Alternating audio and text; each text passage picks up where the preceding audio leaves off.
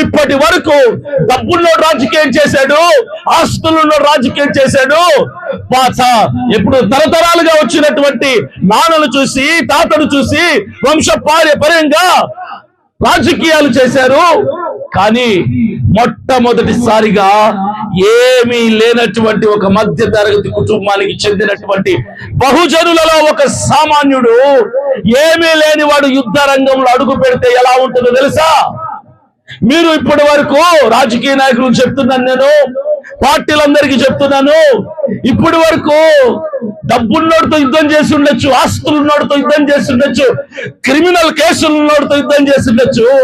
వాడు భయపడతాడు, ఎందుకంటే నా ఆస్తులు పోతాయని, నేను సంపాదించుకున్న డబ్బు పోతుందని, నా స్థలాలు పోతాయి, నా బంగ్లాలు భవనాలు పోతాయని వాడు భయపడి ఒక అడుగు వెనక్కి తగ్గుతాడేమో. కేసులున్నాడు, క్రిమినల్ కేసులున్నాడు, భయపడి ఒక అడుగు తగ్గుతాడేమో, నన్ను తీసుకెళ్లి జైల్లో పడేస్తారని చెప్పి.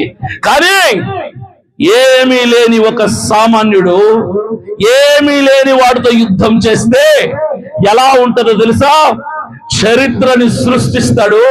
అభినయ్ దర్శన్ అని ఈ సామాన్యుడికి ఆస్తులు లేవు, మిద్దెలు మేడలు భవనాలు లేవు, పొలాలు స్థలాలు లేవు, నాకంటూ స్విస్ బ్యాంకుల్లో లక్షల కోట్ల రూపాయలు ఏమి లేవు, నా మీద ఏ క్రిమినల్ కేసులు లేవు. నేను ఒక సామాన్యుణ్ణి, నేను తగ్గడం కాదు కదా, ఒక్క అడుగు కూడా తగ్గేదే లేదు, యుద్ధంలో ఎదుర్కొంటాను. నేను ఏమీ లేని వాడితో యుద్ధం చేస్తే చరిత్ర సృష్టిస్తాడని వచ్చే ఎన్నికల్లో నేను చూపించబోతున్నా, వచ్చే ఎన్నికల్లో నిరూపించబోతున్నా. ఇప్పటి వరకు చాలా మంది పాదయాత్రలు చేశారు, చాలా మంది జీపు యాత్రలు చేశారు, చాలా మంది బైకు యాత్రలు చేశారు, చాలా మంది సైకిల్ యాత్రలు చేశారు.